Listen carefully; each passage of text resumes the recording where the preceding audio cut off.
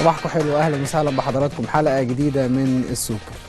النهارده يوم سوبر الحقيقه، يعني لانه نتائج الفرق الافريقيه او فرقنا المصريه في افريقيا مميزه للغايه، اذا كنا بنتكلم على الاهلي او الزمالك. ومعلش يعني مصر المقاصه ما كناش موفقين قوي، انما ان شاء الله باذن الله لسه عندنا امال كتيره جدا معلقه عليهم.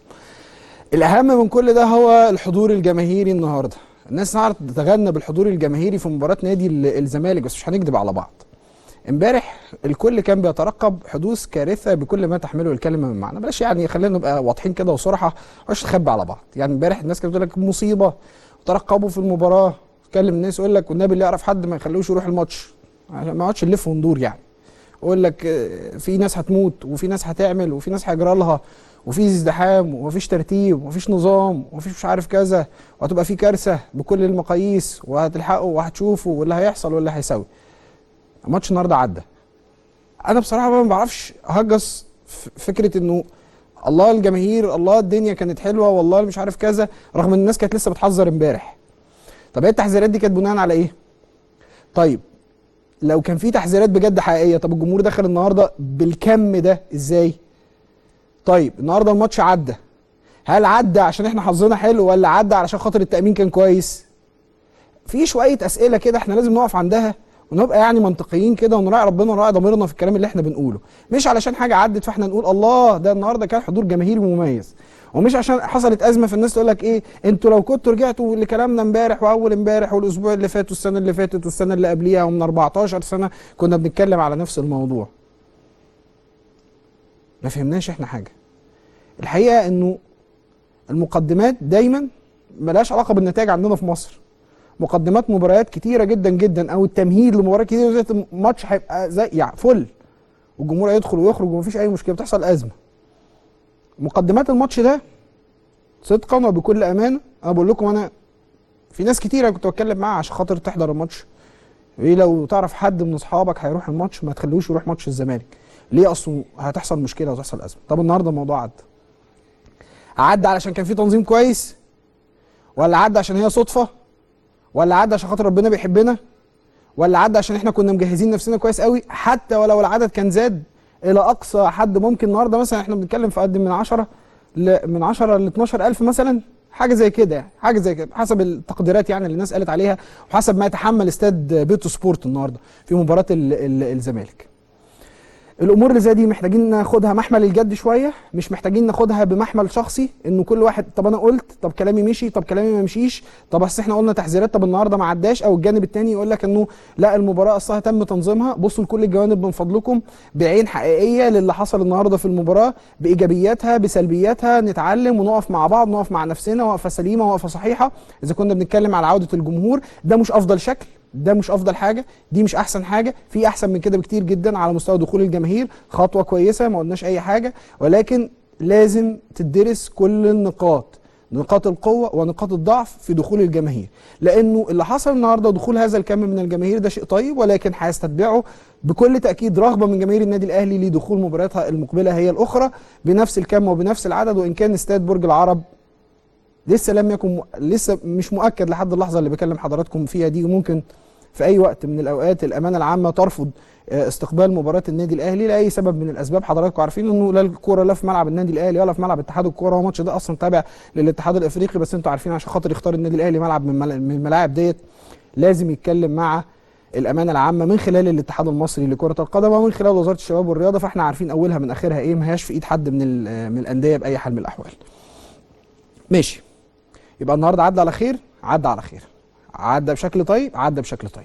بس احنا محتاجين نقف ونعرف النهارده كان في نقاط ايجابيه ونقاط يعني سلبيه ولا لا. هو ده السؤال اللي احنا هنساله دلوقتي حالا للحاج عامر حسين رئيس لجنه المسابقات بالاتحاد المصري لكره القدم. طبعا هم الاتحاد بقى مسؤول شويه على تنظيم المباريات ديت، رغم انه خارج اختصاصاته، هي اختصاصات في الاصل للنادي وللاتحاد الافريقي، ولكن اتحاد الكره بقى بصفته عايز يعيد مره اخرى الجماهير للمدرجات، فمتداخل مع الانديه سواء الزمالك او الاهلي او الانديه الاخرى. حاج عامر اهلا وسهلا بحضرتك، صباحك زي الفل.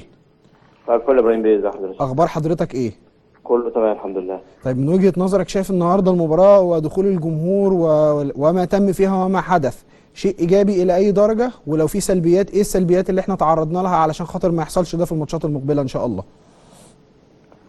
لا طبعا، هو اول حاجه ان امبارح كان الكلام اللي احنا سمعناه ان في اتوبيسات هتطلع من نادي الزمالك هي بس اللي هتدخل. والعميد ثروت سويلم قال ان في 500 دخلوا على الموقع وهم دول هيخشوا المباراه. 500؟ يعني لو هم بس اللي دخلوا على النت وحجزوا وحطوا بياناتهم. فمعنى كده ان المفروض ان الطبيعي كان يبقى في 2500 في الملعب. 2500 واحد، ماشي. اللي حضرتك شفتهم حوالي 8 تقريبا. هما بيقولوا بحسب التقديرات من 10 ل 12، بحسب التقديرات الله اعلم، يعني تختلف التقديرات. الملعب بياخد 12، يعني نقول 8. نقول 8، ماشي خلاص اوكي. يعني حتى لو 8 يبقى في النظام اللي اتعمل مش هو اللي مشي برضه. تمام. واي حاجه ما فيهاش نظام اكيد ليها سلبيات. والمباريات الافريقيه ومباريات المنتخبات مش معيار خالص، مختلفه تماما عن الدوري. فبالتالي طبعا لا، انا مش مطمن ان الجمهور يدخل في مباريات الدوري حتى الان. انت راجل محترم. النظام اللي بيتقال طبعا، طول ما النظام اللي بيتقال ما بيمشيش فالافضل ان احنا نفضل زي ما احنا ونخلي التجربه على الانديه في المباريات الافريقيه والمنتخبات بس. طيب يعني احنا ما دلوقتي بيبقاش فيها تعصب اللي هو ايوه اللي ممكن يؤدي الى اضرار يعني. من وجهه نظر طبعا اكيد الزمالك والاهلي في غرامات هتتاخد وهيرجع الضرر، الناس بتدخل من غير فلوس والانديه بتتغرم فلوس. الغرض اصلا من الجمهور ان هو بيساعد الانديه مش موجود، ولا ماديا ولا معنويا. يعني الناس تفضل قلقانه وبتتغرم فلوس وتدخل لها غرامات. لا، الموضوع لازم عايز تفكير طبعا، والتفكير كويس يعني. طيب ده شيء ايجابي منك جدا ان حضرتك راصد الموضوع ده معانا، علشان بس سبب بسيط، لانه انا كنت لسه بتكلم في المقدمه على الموضوع ده، فكره التنصل من المسؤوليه او اعلان المسؤوليه. يعني في ناس تقول لك طب النهارده الماتش عدى اهو زي الفل، طب انتوا عايزين ايه؟ وفي ناس ثانيه يقول لك احنا كنا محذرين والماتش عدى. ما تفتكروش ان الماتش عدى كده، ده معدي صدفه، معدي عشان ربنا بيحبنا، لكن احنا ما طبقناش النظام. فاحنا ما بين الحاجتين الحقيقه، وما بين الحاجتين يبقى احنا محتاجين ان احنا نقف مع نفسنا شويه علشان نرصد اللي حصل في المباراه دي. وانا بشكرك جدا ان انت حطيت ايدك على الموضوع، لانه انت جوه القصه اكتر مننا وشايف وعارف. فبحكم ده انت بتقول انه النظام اللي كان المفروض متفق عليه لم يطبق، وبالتالي حضرتك غير متحمس لعوده الجمهور، لانه ترى انه كسر النظام ده شيء غير ايجابي على الاطلاق. ده يخليني اسال، ده خليني ان مفيش تفتيش. يعني الموضوع التمارين دوت كان واضح ان ما حصلش تفتيش، وطول ما فيش تفتيش يبقى في خطوره على المدرجات والناس اللي جوه. احنا ما نضمنش حد يدخل لاي ظرف من الظروف ان هو يحصل حاجه بعد كده كله هيهرب من المسؤوليه. تمام. لا، كل واحد اللي يطلع يتحمل المسؤوليه. طيب. مش هنقدر نقفل باب المجاملات، سواء من المسؤولين عن الملعب، عن تامين الملعب. ناس كتير بتخش من طريقهم، المسؤولين مجالس ادارات الانديه ناس كتير بتخش عن طريقهم.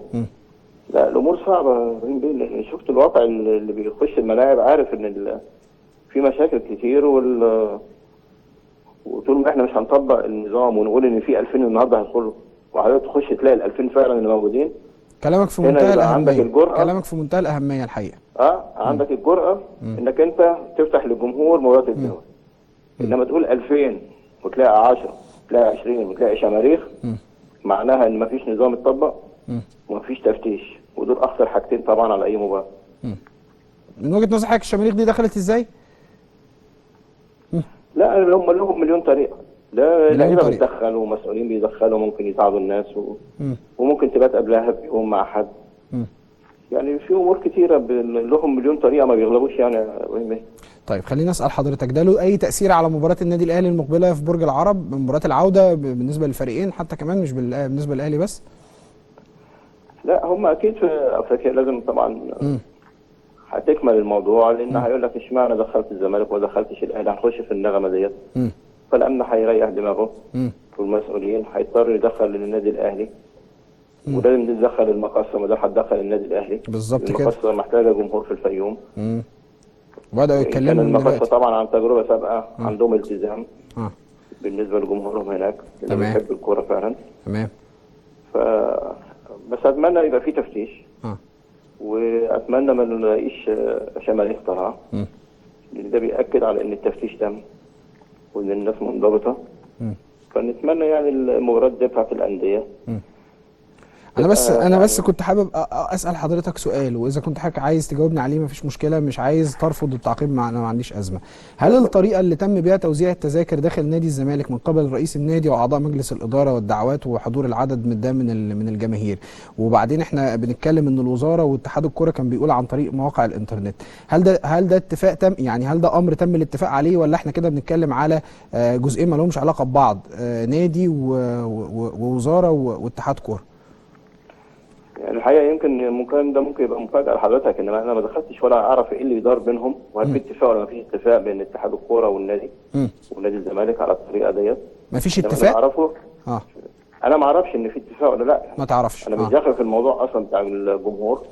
المفروض العميد ثروت هو اللي متولي الكلام دوت من اتحاد الكوره وفي نادي الزمالك. انما كلامهم متناقض مع بعض. الكلام اللي طلع ان نادي الزمالك عايز يامن ان اللي داخلين بس هم اللي طرفوا. ايوه. وهم المتامنين الاتوبيسات. أيوة. اللي طالعه من النادي. فمفيش حد هيهرب حاجه. مفيش شماريخ هتخش. والكلام ده ما حصلش النهارده.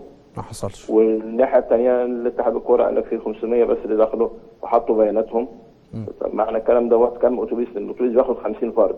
معنى الكلام من نادي الزمالك كام اتوبيس؟ تحسبها حضرتك مع ال 500 بتوع اتحاد الكوره هتلاقي في 6000 دخلوا زياده. ولا من هنا ولا من هنا. فدليل ان كل الكلام اللي بيتقال ما بيحصلش. فمش عايزين نستنى لغايه ما يحصل حاجه. يا فندم لو حصلت حاجه النهارده هيتهرب ثاني. ايوه بالظبط كده، لو حصلت حاجه النهارده لا ده ما حصلش. وفي الاخر الامن هيشيلها ونرجع ثاني لنقطه الصفر. حاج عامر انا بشكر حضرتك شكرا جزيلا. حاج عامر حسين رئيس لجنه المسابقات بالاتحاد المصري لكره القدم، هو ده يعني ايه بيته القصيد زي ما بيتقال. النهارده كان حصل حاجه تفرق الدماء على القبائل بين النادي وما بين اتحاد الكوره وبين الاتحاد. يقول لك الاتحاد الكوره يقول لك احنا بنساعد، احنا مالنا، احنا قلنا نعمل كذا كذا كذا، والمسؤولين عنهم هم ال 500 واحد بتوعنا، او هم 500 واحد اللي حجزوا عن طريق الانترنت. وارد جدا في اي لحظه من اللحظات كل اللي بيتعمل وكل الشغل اللي بتعمله وزاره الشباب والرياضه، حقيقه يعني ان وزاره الشباب والرياضه بتبذل مجهود كبير جدا في موضوع عوده الجماهير، ومعاها وزاره الداخليه والناس ضغط عليهم جدا عشان موضوع الجمهور. بس احنا بنتكلم برضه في نفس القصه، احنا بنلف وندور حوالين نفسينا، احنا لسه في نفس الازمه على فكره. النهارده لو كانت حصلت حاجه مش هيبقى محلك سر، يعني مش هيبقى ارجع بقى وشوف انت كنت فين وترجع تاني لنقطه الصفر، كنت ترجع اكتر بكتير جدا جدا من نقطه الصفر، وده اللي بنحذر منه، ده اللي بنتكلم فيه او دايما بنحط الضوء عليه. النهارده في الجزء الثاني من السوبر هيبقى مشرفنا السوبر كابتن علي ماهر، واحد من نجوم كرة القدم المحترمين جدا في النادي الاهلي ومنتخبنا الوطني. النهارده عندنا كلام مهم جدا جدا عن مباراة الاهلي ومباراة الزمالك. تقدروا تشاركوا معانا النهارده في الحوار من خلال الهاشتاج بتاعنا اللي ظهر لحضراتكم على الشاشة السوبر _علي _ماهر. كمان تقدروا تشاركوا من خلال صفحتنا على فيسبوك، هي نفس الصفحة بنفس الاسم، برنامج السوبر على فيسبوك وعلى تويتر. النهارده عندنا شقين هنتكلم فيهم. الشق الاولاني هتوجهوا سؤالكم للكابتن علي ماهر، لانه النهارده حوار هيبقى مهم جدا وفي توقيت مهم جدا مع كابتن علي ماهر، وهقول لكم ليه حالا. وكمان تقدروا تشاركوا من خلال السؤال اللي احنا حاطينه لحضراتكم. شاركوا معانا وفي رايكم في فوز الزمالك على مولوديه بجايه الجزائري، وتعادل الاهلي مع يانج افريكانز التنزاني، وخساره المقصه من القسطنطيني الجزائري من خلال هاشتاج السوبر _علي _ماهر. ده مشاركه حضراتكم النهارده تبقى معانا. ليه النهارده الحوار مهم مع الكابتن علي ماهر؟ كابتن علي ماهر حقيقه واحد بخلاف انه شغل منصب مدرب مساعد في النادي الاهلي، انما واحد من اللي اشتغلوا بكفاءه شديده في قطاع الناشئين بالنادي الاهلي، واحد من اللي ليهم ايادي بيضاء على عدد من اللاعبين، ولعل قصه تريزيجيه ما زالت تذكر حتى الان، وقد ايه الراجل ده كان ماشي اصلا من بره، ماشي بره النادي الاهلي وما كانش حد عايز يجدد له، وهو اللي استغل موقف واتكلم مع الكابتن حسن حمدي لما ما كانش في حد يقف ويتكلم مع الكابتن حسن حمدي، وقف واتكلم معاه وقال له في لعيب عندنا في قطاع الناشئين هيمشي وهيسيبوه، خليك موجود. وكان الكلام ده في حضور الحاج محمد عبد الوهاب وهو حي يرزق عضو مجلس اداره النادي الاهلي. فهنتكلم النهارده على موضوع قطاع الناشئين من النادي الاهلي، وما فيش مانع نعدي على موضوع التسنين ونعدي على القصه المثاره بشكل كبير جدا دلوقتي في الدوري المصري. النهارده كانت نتائج المباريات الافريقيه كانت كالتالي: النادي الاهلي تعادل مع يانج افريكانز التنزاني بهدف مقابل هدف. كان النادي الاهلي كان سجل في الدقيقه 11 عن طريق عمرو جمال، وتعادل ليانج افريكانز احمد حجازي بالخطا في مرمى. انا بس عايز اقف عند الهدف الهدف اللي جابه النادي الاهلي. الهدف اللي جابه النادي الاهلي النهارده يقول لك انه في جمله كويسه وعندك مدير فني كويس اسمه مارتن يول.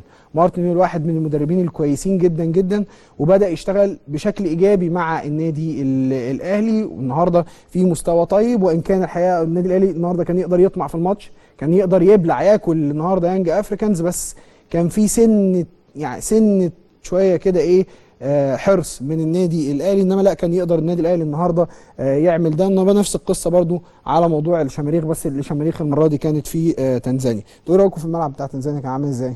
الناس فرقت ازاي؟ حاجه شاكه خالص يعني. احمد حجازي ما يقللش منه خالص النهارده، تسجيله ليه هدف في مرماه وبيحصل بسهوله جدا جدا لكل المدافعين الموجودين في العالم. نادي الزمالك اليوم امتع. نادي الزمالك اليوم النهارده عمل واحده من المباريات، انا بشوف كده الحقيقه نادي الزمالك النهارده فوزه على بجايه 2-0. لا، عمل ماتش حلو جدا، عمل ماتش حلو جدا نادي الزمالك النهارده. اتفرج على الفرقه، سيبك انا بصراحه مش بقول لك ما لعبش النهارده براس حربه وما ابتداش براس حربه وما ابتداش مش عارف ايه. على فكره عادي جدا يعني، ما بنشوف فرق كتير بتجيش براس حربه. عارف ان الكلام مش هيعجب ناس كتير، عارف يعني، بس اتفرجوا على الفرقه كانت عامله ازاي. يعني فرقه مليانه، فرقه كوره تقيله. كهربا وايمن حفني ومحمد ابراهيم فايق جدا. محمد ابراهيم ماشي بشكل متميز جدا مع نادي الزمالك. مكسب اكنك اشتريت لعيب جديد، جبت لعيب جديد. فرقه نادي الزمالك مليانه لعيبه حريفه، مليانه لعيبه حريفه. فانا شايف النهارده انه في استغلال لده، والراجل بيستغلهم بشكل كويس. بس هم محتاجين يشتغلوا بس في هدوء. بس على فكره فرقه حلوه، محتاجين شويه ثقه. اللعيبه محتاجه تكتسب ثقه، بس ثقه ان هم ابطال افريقيا، هم ابطال الدوري وابطال الكاس. الاداره بس تريحهم شويه، رئيس نادي الزمالك يريحهم شويه، بس مش اكتر ولا اقل. انما اكتر من كده الفرقه ماشيه كويس، ومدير فني شايفه مدير فني محترم. ماكليش ده انا شايفه مدير فني كويس. عارف الناس هتختلف معاه، بس واحده واحده الدنيا هتمشي واحده واحده. كهربا جاب جون في الدقيقه 58، انما حد يقعد يكلمني كده عن جون احمد حمودي، حته لعيب كوره ما يقعدش اصلا، ما يقعدش على الدكه. بقول لكم فرقه نادي الزمالك مليانه نجوم، مليانه نجوم. بس تعرف انت تحط ده امتى وتستغل ده امتى وتحافظ على ده، وده ما يتقمصش وده ما يزعلش. ده كان السنه اللي فاتت مع فريرا. السنه دي اللعيب اللي ما بيلعبش بيتقمص وبيزعل وبيلي وبوزه ويروح يعمل مفاوضات مع الانديه الثانيه. ماشي. النهارده نادي مصر المقاصه خسر من النادي الرياضي الجزائري بهدف دون مقابل. مراد مغني كان سجل في الدقيقه 88، وان شاء الله باذن الله مصر المقاصه قادر على العوده في مباراته المقبله اللي هتبقى هنا في الفيوم. وان شاء الله باذن الله كمان يبقى في عدد من الجماهير حاضره. ده الهدف اللي سكن شباك مصر للمقاصه، ما قللش منه خالص.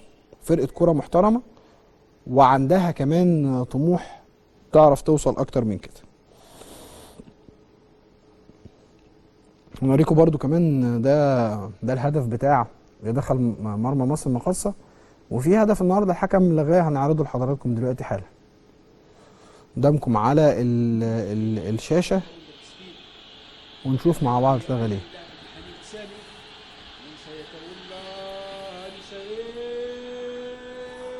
الراجل رفع اوف سايد، بس مش باين، ما بانش من اول مره.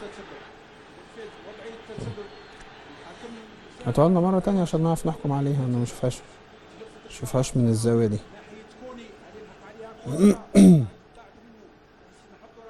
بس هي المشكله انه الفرق المصريه كمان، يعني عايز اقول لكم انه الاوفر حظا، ما تستغربوش شويه كمان نقول الاوفر حظا هو النادي الاهلي. يعني يانج افريكانز اقل كتير من ولوديه بجايه ومن قسطنطينه الجزائري، اقل كتير. انتوا كده هتجيبوا لنا الماتش كله، مش هتجيبوا لنا اللقطه. طيب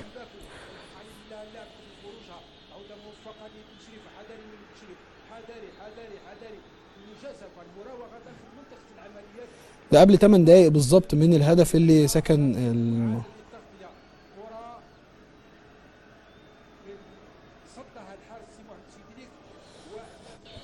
ان شاء الله باذن الله قادر مصر المقاصه في مباراه العوده ان هو يتجاوز عقبه قسطنطينه. النهارده بقى من كواليس المباريات المختلفه، ماكليش النهارده احرج كابتن عبد الحليم علي بسبب التوجيهات الفنيه. قام الكابتن عبد الحليم، مراسلنا كان موجود هناك في المباراه فوق الدكه على طول، فكابتن عبد الحليم علي قايم بيوجه اللعيبه بيتكلم معاهم وبتاع، فمكيش قال له اقعد، انت بتعمل ايه؟ تدي تعليمات ليه؟ انا المدير الفني انا وطلبتش منك ان انت تدي تعليمات لحد. فده من المواقف اللي حصلت النهارده. باسم معرفش ايه حكايته. في لعيبه مميزين جدا، بس الحده والعصبيه والنرفزه ممكن تعمل لهم مشاكل. باسم بيخلق لنفسه مشكله، بيعمل لنفسه مشكله. يعني هو مش يعني كان ماشي كويس اصلا كان ماشي كويس. اللي عمل النهارده بعد المباراه، هو كان في تعبير قاله عادل مصطفى الحقيقه انا مش هنساه، قال لك هو بيخلق ضغوط على نفسه. فباسم بعد الماتش راح منزل صوره فيريرا وراح حاطط جنبيها قلب. طب يا سيدي، ما انت بيدربك دلوقتي مدير فني تاني، بيدربك مدير فني تاني دلوقتي. يعني دلوقتي في مدير فني تاني اسمه ماكليش. النهارده طبعا نزل بديل. باسم عشان برضو تبقوا انتوا عارفين، عشان ابقى منصف وامين في نقل المعلومه يعني، باسم كان بيتجهز من امبارح انه هيبتدي المباراه، هو هيبداوا المباراه. فلما ما بداوش المباراه راح منزل صوره الراجل اللي كان بيلاعبه على طول، واللي كان بيحبه، واللي كان بيفضله، واللي كان عمل معاه موسم ما اتعملش، سواء بقى كان بيتعامل معاه نفسيا كويس، بيتعامل معاه في الملعب كويس، فاهمه كويس، كل الحاجات دي. بس ده مش في مصلحتك، ده مش في مصلحتك خالص. انت اللي بتحط على نفسك ضغوط فعلا، وانت اللي بتخلق لنفسك مشكله مع جمهور نادي الزمالك ومع اداره نادي الزمالك ومع مديرك الفني. يعني ما انت ما تقوليش ان مفيش حد هيروح يقول له ان انت حاطط صوره المدير الفني القديم بتاعك، والحب ما ظهرش فجاه. والحب ما ظهرش فجاه عشان خاطر تحط صوره فريرة دلوقتي. ما كل الناس، كل لعيبه نادي الزمالك بتحب فريرة، اللي بيلعب واللي ما بيلعبش. واحنا معظمهم اصلا كانوا ضيوفنا هنا في البرنامج، اللي بيلعب واللي ما بيلعبش، واللي مشي واللي قاعد لحد النهارده افضل مدير فني بالنسبه لهم هو فريرة. بس كما لو انك بتخلق لنفسك مشكله. نروح للنادي الاهلي، والنادي الاهلي بقى عنده مشكله في رفض برج العرب، في احتماليه رفض برج العرب باستضافه المباراه. انتوا عارفين انه بقى في يعني نوع من انواع التحفظات في التعامل مع اداره النادي الاهلي، وده الامر ملوش علاقه باداره النادي الاهلي، الامر له علاقه بجماهير النادي الاهلي والامانه العامه للقوات المسلحه، وهي المسؤوله طبعا عن استاداتها واستاد برج العرب تحديدا. النادي الاهلي بيترقب كده ويتلمس يعني الخطوات وصولا الى الامانه العامه من خلال الاتحاد المصري لكره القدم، ومن خلال يعني العلاقات، علشان يعرف يلعب مباراته المقبله في برج العرب، لان هتبقى عنده مشكله كبيره جدا جدا، هيقعد يلف حوالين نفسه اي من الاماكن يبقى موجود فيها. المباراه هتبقى يوم 19 ابريل ان شاء الله. عماد متعب ده مهم قوي، ركزوا في الكلام اللي انا هقوله، وده حقه الحقيقه. عماد متعب غايب خالص عن الصوره. ف بأدب شديد جدا الراجل طلب من كابتن سيد عبد الحفيظ، قال له انا عايز اعرف، انا خلاص انا كده واضح ان انا بره الحسابات بتاعت مارتن يول، مش موجود في الصوره. فانتوا عايزيني مش عايزيني؟ انا عايز اقعد واتكلم. فكابتن سيد عبد الحفيظ قال له طب هنتكلم قريب جدا ونقعد ونشوف انت عايز ايه. عماد واحد من اللعيبه المميزه جدا في النادي الاهلي، في منتخبنا الوطني، ولاعيب تقيل لحد دلوقتي، وما زلت مقتنع انا بفكره ان عماد في اي وقت هو عماد في اي وقت يجيب اجوان، مش زي اي لعيب تاني. في لعيب تقعد تحضره مثلا سنه عشان خاطر يجيب لك جون. انت فين يا عم بتجهز؟ انت فين يا عم بتجهز؟ عماد مش من نوعيه اللعيبه دي، بينزل يجيب اجوان على طول. فبس اللي بيحصل طبعا مع عماد ده له اسباب، انه في لعيبه دلوقتي في مهاجمين كتار في النادي الاهلي، وهو الراجل جاي واضح شايف الناس اتقال له في التقرير فلان وفلان وفلان، وهم دول اللي راكبين، كمل بيهم. ايفونا على انطوي على عمرو جمال. فعماد طلب من الكابتن سيد عبد الحفيظ انه يقعد معاه ويقعد مع مارتن يول، يفهم هم عايزين يعملوا معاه ايه، اذا كان الراجل هيمشي في هدوء، او اذا كان الراجل هيعتزل فيعتزل بشكل لائق يليق بتاريخه الكبير جدا اللي قضاه مع النادي الاهلي. اخر خبر عندي قبل ما اخد بقى فاصل ونروح للدوري المصري واقول لكم نتائج المباريات النهارده اللي كانت في الدوري المصري. عندنا ازمه بين وزير الشباب والرياضه ومهندس هاني ابو ريده في موضوع حل الاتحاد المصري لكره القدم، وهقول لكم وهشرح لكم الكواليس بالظبط عامله ازاي. باختصار شديد، وزير الشباب والرياضه لحد دلوقتي لسه ما اخدش قرار، بس الراجل كان امين، يعني قال لك انا هسيب اتحاد الكوره في موضوع التقاضي بتاعه، ياخد كل مراحل التقاضي اللي هو الاشكال والطعن في الاداريه العليا وكل الكلام ده كله. تسال القانونيين بيقول لك مفيش حاجه اسمها كده، حكم محكمه واجب النفاذ دلوقتي حالا. واجب التنفيذ يعني تسال القانونيين يقول لك لا مفيش حاجه اسمها كده. ما يستناش دلوقتي حالا حل الاتحاد، يبقى ده حل الاتحاد، ده قرار محكمه. بس الوزير يعني مشيها مع عشان خاطر بس صالح الكره المصريه مع عده اعتبارات اخرى. طيب لما اتكلمنا في موضوع انه ايه اللي يحصل، تطبق لائحه ولا يتعمل زي النادي الاهلي، فالوزير كان رايه لا تطبق لائحه او في لائحه. ايه هي اللائحه؟ اللائحه ان هو المدير التنفيذي للاتحاد المصري لكره القدم اللي هو العميد ثروت سويلم يمسك الاتحاد مده من 2 ل3 شهور، ده بحسب اللائحه. واضح انه في تغيير في خطه الوزاره، والوزير بدأ يفكر في تعيين المجلس هو نفسه زي النادي الاهلي. ده مش موافق عليه خالص مهندس هاني بريده، وده خالق ازمه كبيره الحقيقه ما بين الاثنين. وكان حصلت قبل كده برضو مشكله في موضوع الكابتن عصام عبد الفتاح وانه عمله في الامارات، وانه كان المفروض ما يبقاش موجود في الاتحاد، والازمه اللي كانت مثاره ما بين وزير الشباب والرياضه مهندس هاني بريده هي نفسها بنفس الشكل كده تجدد مره اخرى حوالين مصير الاتحاد المصري لكره القدم. هنتكلم في الدوري الممتاز، والنهارده كان عندنا ماتشات وعندنا اهداف كويسه جدا النهارده، ممتعه جدا الحقيقه، ولا سيما هدف مروان محسن، لكن بعد فاصل سريع.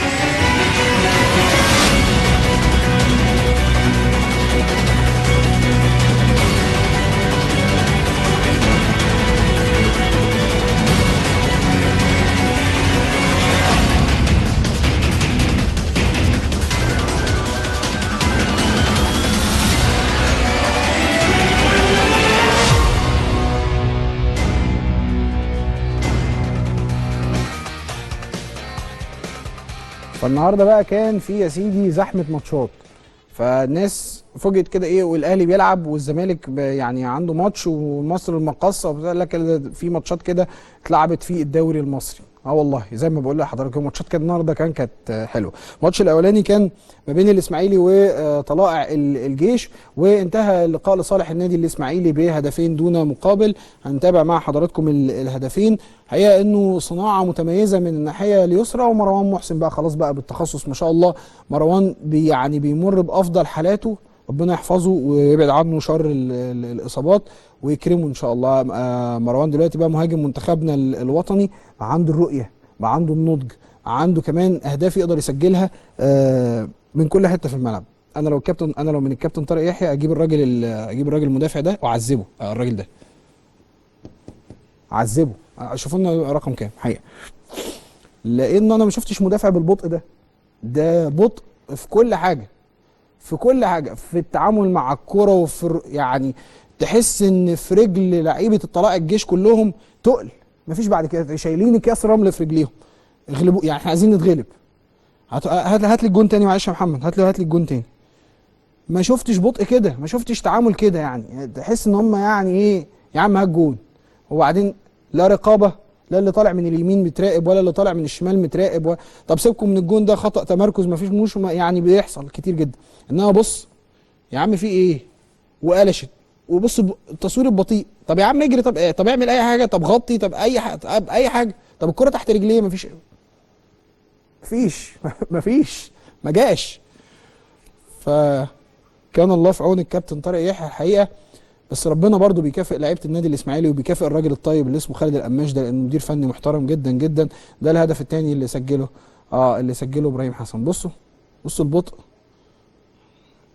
البطء، حاجه مفيش كده، على مهلهم خالص لحد ما الجون يدخل. فطبعا ده بيصعب جدا المأموريه يعني على الكابتن طارق يحيى بشكل كبير جدا. ماشي، هاتوا لنا بقى ايه الماتش التاني. الماتش التاني هو يا سيدي حرس الحدود وسموحه، وفيها طبعا سموحه بيتغلب على حرس الحدود بهدف دون مقابل للهداف باولو. ربنا يكرمه ان شاء الله باذن الله، ويقعد يسجل في اهداف كده لحد ما يبقى هداف مصر وهداف العالم. يا كابتن حسام. السلام عليكم. يا هداف. السلام عليكم. وعليكم السلام ورحمه الله. ازيك يا ازيك هداف؟ يا عالمي؟ عامل ايه؟ اخبارك يا كابتن ابراهيم؟ اخبارك ايه؟ كله كويس؟ الحمد لله تمام. وصلنا والله. للجون رقم كام دلوقتي كده؟ وصلنا ان شاء الله ناقص بالظبط 6 اهداف، وان شاء الله نكمل المسيره باذن الله. كام احنا كده؟ كام؟ 14 14. احنا وقفنا عند 18 السنه اللي فاتت ولا 20؟ لا 20 يا كابتن. 20. احنا عايزين المره دي بقى يبقى 25 عشان مفيش حد يحصلنا باذن الله يا رب. قول لي النهارده المباراه كانت عامله ازاي بالنسبه لكم حرس الحدود؟ انا عارف ان هي فرقه طبعا بتمر بظروف صعبه جدا، والكل يتحدث عن مباراه سهله، في المقابل ان انتوا واحده دلوقتي من الفرق الثقيله جدا في الدوري الممتاز. الماتش كان صعب عليكم النهارده ولا ايه بالظبط؟ والله يا كابتن انت عارف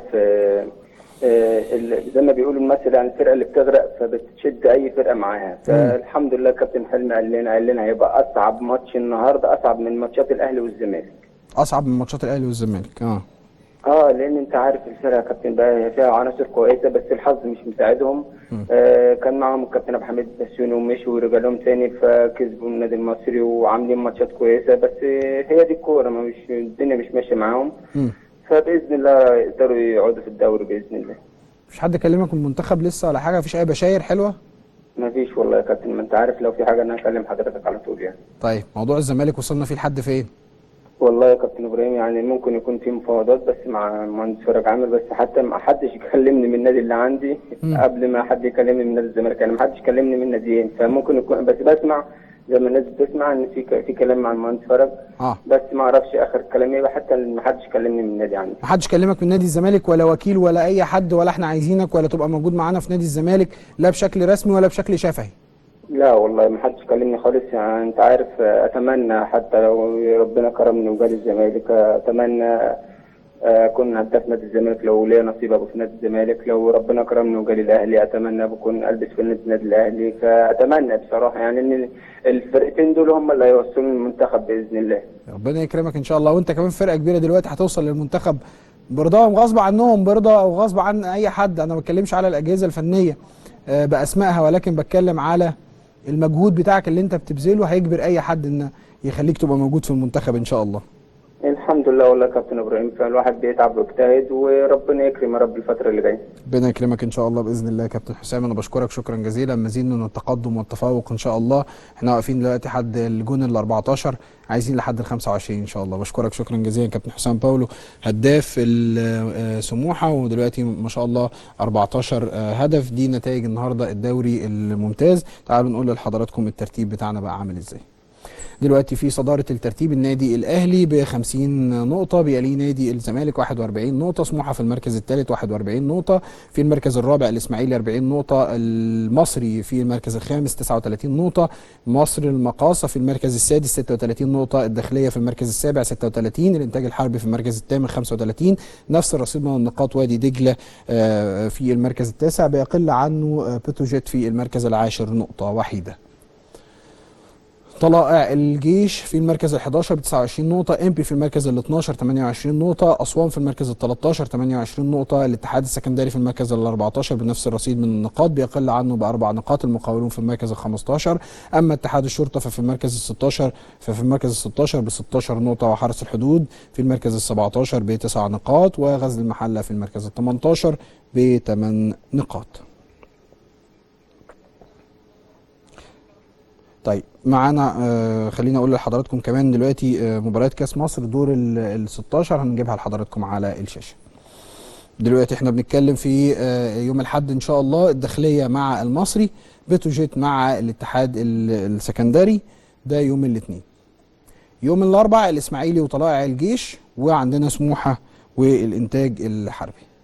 ده بالنسبه لمبارياتنا في كاس مصر. استعرض مع حضراتكم دلوقتي حالا بقى ما يتعلق بمواقع الانترنت المصرية واخر الاخبار اللي جات لنا منها. يلا بينا.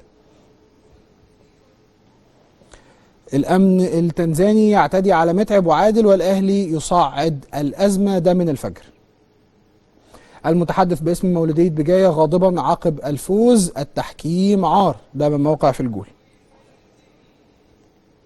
ومن دوت مصر سويلم 10,000 متفرج لمباراة الأهلي ويانج أفريكانز. ومن الفريق الاثنين مرتضى يعقد مؤتمرا صحفيا بالزمالك. ومن كورابيا الأهلي يشكر السفير المصري بتنزانيا. تعقيبا على التحكيم قولوا لنا يا جماعة معانا مين؟ طيب معانا السيد أبو بكر رئيس نادي مولودية بجاية الجزائري، نتكلم معاه عن المباراة النهاردة. برحب بحضرتك يا فندم وهارد لك. السلام عليكم. عليكم السلام ورحمة الله. أهلا وسهلا بحضرتك يا فندم. اهلا وسهلا، مرحبا بكم. اهلا وسهلا بحضرتك. سيد ابو بكر، خليني اسال حضرتك النهارده على اللقاء، وكان في تعقيبات جت منكم بشان التحكيم. عايز اعرف رايك ايه في التحكيم ورايك ايه في اللقاء بشكل عام. اتفضل يا فندم. لا على كل حال والله غير كانت عرس كروي بين أشقين بين مصر والجزائر. أنا كان كل الأمور كانت جيدة داخل الميدان، داخل الملعب أو خارج منه. حتى مسؤولين الزمالك اللي كانوا معنا في كل دقيقة وكل لحظة، ولكن للأسف الحكم فسد العرس، إنما حرمنا بركلة الجزاء.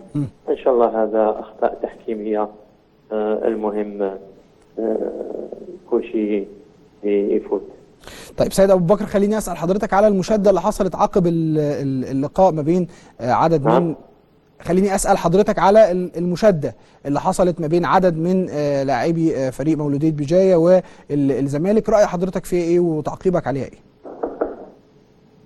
مناوشات بين اللاعبين، والمهم كانت مصالحه حتى اللاعبين الزمالك الى غرفه تغيير الملابس لمولودية البجاية. اعتذار، هذا امر مش مشكله. خليني اسال حضرتك بقى بالنسبه لمباراه العوده، كيف تراها من وجهه نظرك؟ اتفضل. المباراه والشوط الاول انتهى 2-0، ولكن يبقى الشوط ان شاء الله ان شاء الله احسن الفريق يفوز. هترجعوا امتى ان شاء الله باذن الله الى الجزائر؟ نعم. هترجعوا امتى الجزائر ان شاء الله؟ يوم الاثنين. يوم الاثنين ان شاء الله باذن الله ترجعوا بالف سلامه، واحنا بنشكركم شكرا جزيلا ان انتم شرفتونا في مصر. شكرا. ومباراه في كره القدم دايما تقربنا من اشقائنا وليس لها اي علاقه الا بالملعب والمستطيل الاخضر. بشكرك يا فندم شكرا جزيلا. بشكرك شكرا جزيلا سيد ابو بكر بخلف رئيس نادي مولودية بجاية الجزائري. ناخد فاصل سريع وبعد الفاصل فقرتنا العالمية.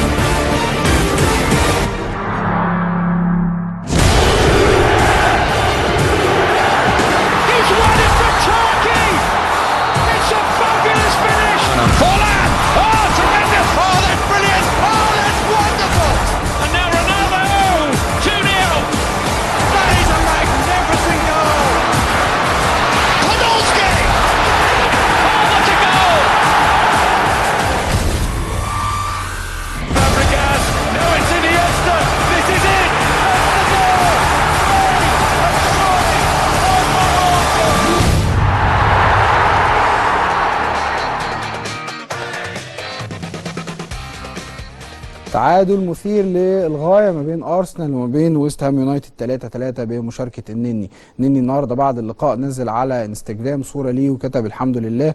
ناس كتير جدا جدا بتتكلم على النني النهارده انه ما كانش افضل حاجه، ما كانش افضل من المباريات اللي فاتت، انما الاداء والامور دي بتتحسن شيئا فشيئا. التعادل المثير ده خليني اقول لحضراتكم كان بيخدم بشكل كبير جدا ليستر سيتي متصدر الدوري الانجليزي بفرض التعادل طبعا على الارسنال 3-3. ده احنا بنتكلم على ويست هام يونايتد. كان احرز مهاجم ويست هام العملاق اندي كارول 3 اهداف هاتريك في شباك المدفعجيه، ده في غضون 8 دقائق الدقيقه 44 الدقيقه 47 الدقيقه 52، وكان سجل لصالح الارسنال كل من مسعود اوزيل وسانشيز وكولتشيني في الدقائق 18 35 75. ارقام محمد النني في اللقاء، دايما احنا بنسبوت شويه بنركز مع محمد النني في لقاءاته، والارقام بتاعته دي بتبقى بالنسبه لنا حاجه مهمه. محمد النني لعب 67 دقيقه في اللقاء قبل ما يتم استبداله، مرر 64 تمريره بنسبه 93.8% في المية تمريرات صحيحه، نجح في رفع عرضيتين، قطع الكرة مرتين وارتكب مخالفتين، سدد كرة وحيدة جاءت خارج المرمى. دي أرقام محمد النني في لقاء اليوم.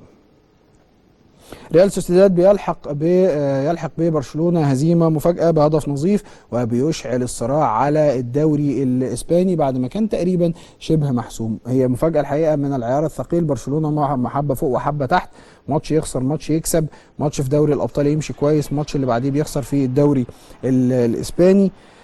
لاعبو ريال سوسيداد كانوا سجلوا هدف عن طريق ميكيل اللي هو اللي قدام حضراتكم، في اللي هو عنده 18 سنة، تسديدة رأسية في الدقيقة 5 من انطلاق صافرة بداية اللقاء اللي أقيم على ملعب انويتا، وتقلص كده الفارق ما بين برشلونة المتصدر 67 نقطة وملاحقه المباشر أتلتيكو مدريد 73 نقطة إلى 3 نقاط، ومع ريال مدريد 72 نقطة إلى 4 نقاط.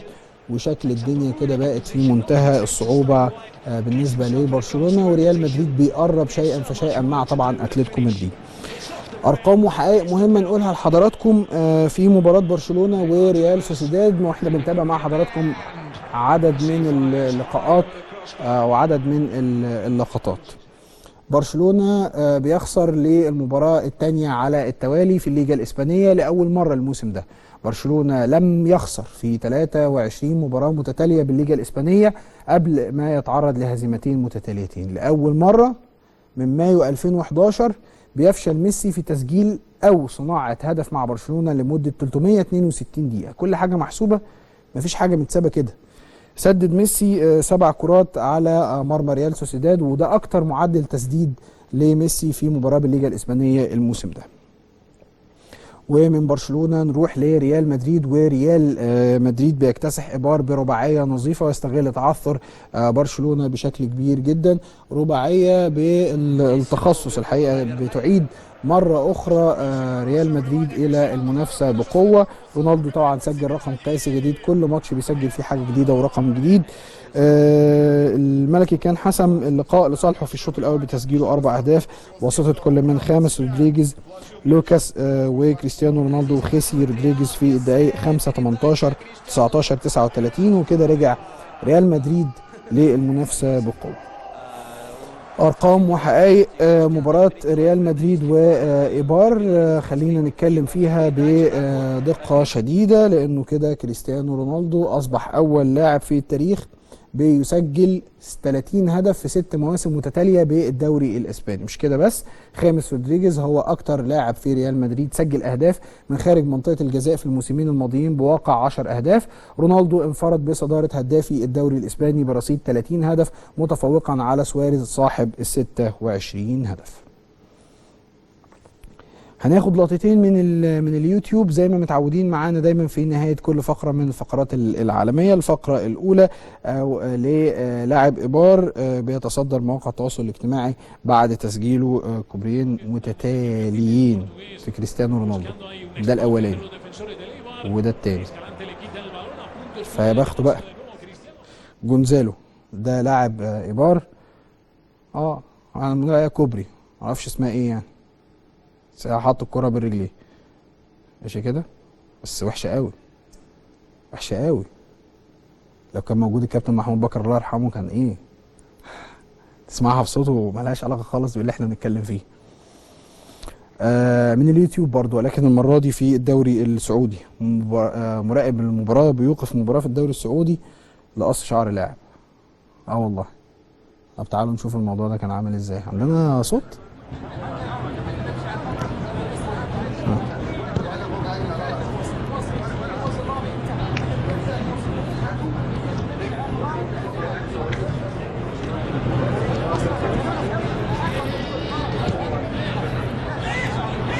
طب انا فاهمكم الموضوع عباره عن ايه. دي مباراه ما بين احد والباطن السعودي. 3 لاعبين منعوا من خوض المباراه ضمن دوري الدرجه الاولى. طب ايه بقى اللي قدامكم ده؟ قزع.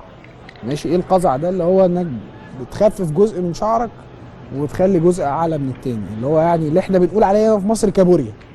ماشي كده؟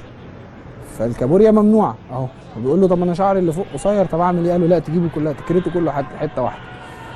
ف الامانه العامه كانت بالاتحاد كره القدم السعودي كانت اعتمدت اللائحه الاساسيه لمحاربه ظاهره القزع في الملاعب. على فكره في حديث بينهي عن القزع عشان برضو الواحد يبقى امين. حديث نبوي معتمد. ماشي.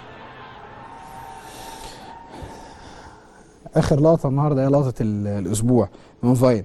حارس مرمى منتخب تاهيتي يسجل واحد من اغرب الاهداف اللي ممكن تشوفوها. تعالوا نشوف مع بعض كده ونعرف هدف غريب ولا لا. طالنا تاني.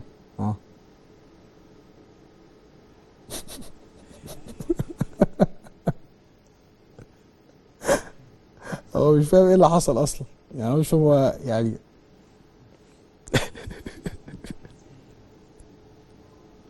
المباراة انتهت 6-1 بس ماشي ما علينا، يعني هو ده الواحد اللي دخل بس مش كده، مفيش حد بيعمل في نفسه كده ولا في فرقته كده. بعد الفاصل السوبر كابتن علي ماهر نجم النادي الاهلي ومنتخبنا الوطني مشرفنا في السوبر. حوار في منتهى الاهميه، هنتكلم في الدوري المصري، هنعدي طبعا على افريقيا بكل تاكيد والنادي الاهلي. انها هيبقى عندنا نقطه ومحطه مهمه جدا هنقف عندها، هي محطه قطاع الناشئين بالنادي الاهلي. وزي ما ذكرت حضراتكم في المقدمه قبل كده، كابتن علي ماهر ودوره كان مع تريزيجيه ودوره مع مجموعه من اللاعبين اللي انتوا بتشوفوها دلوقتي متالقه في الدوري الممتاز مع النادي الاهلي. تشاركوا ازاي؟ تشاركوا من خلال الهاشتاج بتاعنا ظاهر لحضراتكم على الشاشه @علي_ماهر، كمان من خلال صفحتنا على فيسبوك، من خلال صفحتنا على تويتر. هتوجه سؤالك للكابتن علي ماهر، هتساله عن كل اللعيبه اللي انتم شايفينها دلوقتي واللي معظمهم كان موجود معاه قبل كده في قطاع الناشئين، واللي كمان كانوا موجودين معاه وهو مدرب مساعد في النادي الاهلي. دي صفحتنا على فيسبوك وهي نفسها على تويتر. وجه سؤالك للسوبر علي ماهر نجم الاهلي ومنتخب مصر من خلال هاشتاج @علي_ماهر. بعد الفاصل كابتن علي ماهر شرفنا ومنورنا. جول علي ماهر، وجول يا علي ماهر بيجيب اغلى جول لعلي ماهر. الله علي ماهر